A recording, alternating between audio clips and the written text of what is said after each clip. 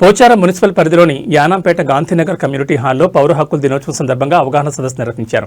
ఈ కార్యక్రమానికి ముఖ్య అతిథులుగా revenue inspector Sairam, DVMC member Talka Ramulu, GPO Venkateswarlu హాజరయ్యారు. తొలుత డాక్టర్ బిఆర్ అంబేద్కర్ చిత్రపటానికి పూలమాలలు వేసి నివాళులర్పించారు. ఈ సందర్భంగా వారు మాట్లాడుతూ ప్రతి నెల చివరి రోజున గ్రామాల్లో పౌర హక్కుల దినోత్సవం నిర్వహించాలని జిల్లా కార్యాలయం ఆదేశించిందని తెలిపారు. సమాజంలో కుల వివక్షత, అంటరానితనాన్ని పూర్తిగా నిర్మూలించాలని, అందరూ సోదరభావంతో మెలగాలని పిలుపునిచ్చారు. పౌర హక్కులకు భంగం కలిగిస్తే చట్టపరమైన చర్యలు తీసుకుంటామని హెచ్చరించారు. దళితులు ఆర్థికంగా, రాజకీయంగా ఎదిగేందుకు ప్రతి ఒక్కరూ సహకరించాలని, విద్యార్థులు ప్రభుత్వ గురుకుల పాఠశాలను సద్వినియోగం చేసుకుని ఉన్నత శిఖరాలను అధిరోహించాలని సూచించారు. ఈ కార్యక్రమంలో కాలనీ వాసులు, మహిళలు పెద్ద సంఖ్యలో పాల్గొన్నారు.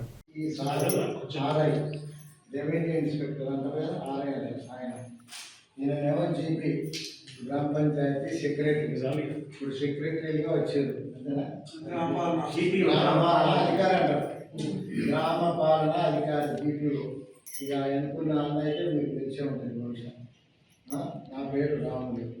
ఇది ఏంటంటే గవర్నమెంట్ వాళ్ళు షెడ్యూల్డ్ కులాలు, షెడ్యూల్డ్ తెగలు, షెడ్యూల్డ్ ట్రైబ్స్ వాళ్ళ కొరకు ప్రతి నెల 31వ తారీఖు నాడు లేదా 30వ తారీఖు నాడు ఇలాంటి కార్యక్రమాన్ని ఏర్పాటు చేస్తుంటారు. ఏర్పాటు చేసినప్పుడు మనము దళితులు, ఎస్సీలు కానీ ఎస్టీలు కానీ వాళ్ళ మీద ఏమైనా అఘాయిత్యాలు, అరాజకాలు, లేకుంటే వాళ్ళని గుళ్ళకు రాణిస్తలేరా, మళ్ళీ ఇంకా దూరంగా పెడుతున్నా, వేరే వాళ్ళు బీసీలు కానీ ఓసీలు కానీ అలాంటి అలజడులు, అలాంటి కార్యక్రమాలు జరగకుండా ఉండడానికి కొరకు గవర్నమెంట్ ఆఫ్ తెలంగాణ మన కలెక్టర్ గారి ఆదేశానుసారంగా ఈ యొక్క ప్రోగ్రాంని చేస్తుంటాం. అయితే ఇక్కడ ఈ ప్రోగ్రాం చేసిన దానిలో ముఖ్య ఉద్దేశం ఏంటంటే, మనం ఒక దగ్గర ఇల్లు కట్టుకుంటున్నాం అనుకోండి, దళిత బస్సే, కాకపోతే ఒక దళితుడు వేరే బీసీ కాలనీలో ఇల్లు కట్టుకుంటుంటే అతను దర్వాజా పెట్టించాడు, దానికి కిటికీ పెట్టించాడు. అలాంటి ప్రాబ్లమ్స్ వెనకటి ఉండేది, మనం పోతే వెనకకే ఉండేది. కాబట్టి ఇప్పుడు అన్నీ లేవు. కానీ ఇప్పుడు ఇంకా కొన్ని ప్రాంతాలలో మాత్రం జరుగుతున్నాయి. అది కూడా మీకు తెలుసు. కొన్ని ఏరియాలలో దళిత సర్పంచ్ వచ్చిందంటే, ఇప్పుడు సర్పంచ్ వచ్చిందంటే ఏం లేదు, దానికి కృషిస్తారు కానీ ఇంకొక కాలం వచ్చిందంటే లీజ్ నిలబడాలి కదా. ఆ ఉద్దేశాలు ఉంటాయి. కాబట్టి దాని విషయంలో తర్వాత మనకి ఏంటంటే, మన పిల్లలను చదివించుకోవడానికి గవర్నమెంట్ వాళ్ళు మనకు హాస్టల్ నిర్మించారు. బాయ్స్కు, లేడీస్కు హాస్టల్లో మన పిల్లలను 5వ తరగతి నుంచి ఇంటర్మీడియట్ వరకు చదివే పిల్లలు ఎవరైనా ఉంటే ఆ పిల్లలను మనం హాస్టల్లో చదివించుకున్నట్లయితే ఒక బోర్డర్కు వాళ్ళు బట్టలు, భోజనము అన్ని వసతులు కల్పిస్తారు.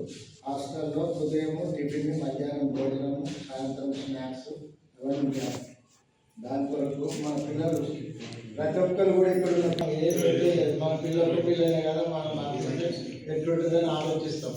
అలా ఆలోచించకుండా ఒక అమ్మాయి ఉంటే ఒక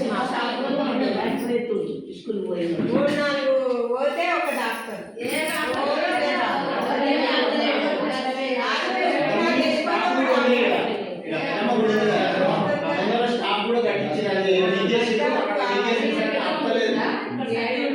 నాకు స్కూల్ దగ్గర పిల్లలు ఇక్కడ పిల్లలు 10 మంది ఉన్నారు.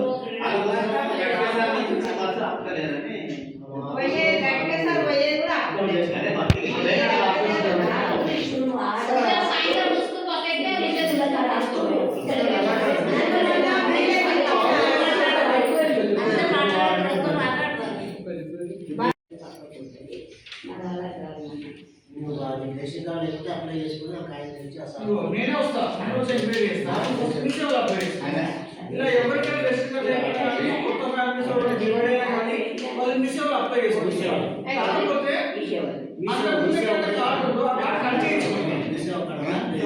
కార్డ్ కట్ చేసుకోండి, అప్లై చేసుకోండి. మేమే వస్తాము, మా నంబర్ కూడా మీకు ఇస్తాము. మన కూడా నంబర్ ఉంటుంది. నాకు కాల్ చేస్తే నేను వచ్చి ఎంక్వైరీ చేసి ఇచ్చేస్తాను.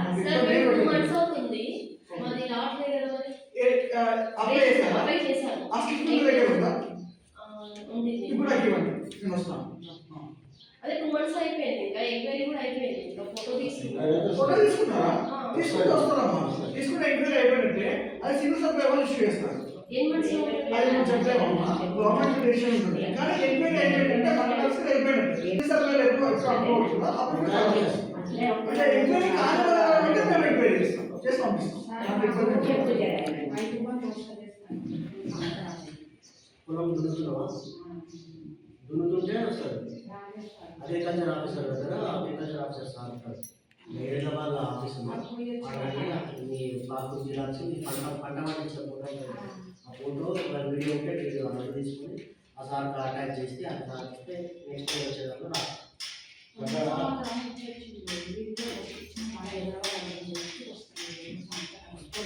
ఇప్పుడు మళ్ళీ వేస్తుంటే సంక్రాంతికి పోయి ఇప్పుడు సార్ ఉంటాడు. హైదరాబాద్లో ఏవో ఆఫీస్ ఉంటుంది, ఏవో అగ్రికల్చర్ ఆఫీసర్ ఉంటుంది కదా, నా దగ్గరికి నీ పాస్బుక్, ఆధార్ కార్డు, ఫోటో తీసుకొని పోయి నీకు వాళ్ళు ఇచ్చేస్తే సార్ ఏమంటారో ఒక ఫామ్ ఇస్తారో నిర్ణయానికి ఇచ్చేస్తే నీకు 5 రోజులు అవుతుంది. వాళ్ళు చెప్పిన ప్రకారం తీయాలి. పొలం విషయంలో ఫోటో తీసి పంపించేది. అదేనమ్మా పంపిస్తాను. ఇప్పుడు కొత్తగా ఎవరైనా పెళ్లి చేసుకున్నారు అనుకోండి, ఆ అమ్మాయి అక్కడికి వెళ్ళి ఇక్కడ వచ్చింది, వాళ్ళ పేరు మార్చుకోవాలని అనుకుంటే కూడా మీరు మీ సేవలో పోయి అప్లికేషన్ పెట్టుకుంటే ఆ పేరు మార్చడంలో మరి తహసీల్దార్ ఆఫీస్లో వాళ్ళు కూడా మాట్లాడి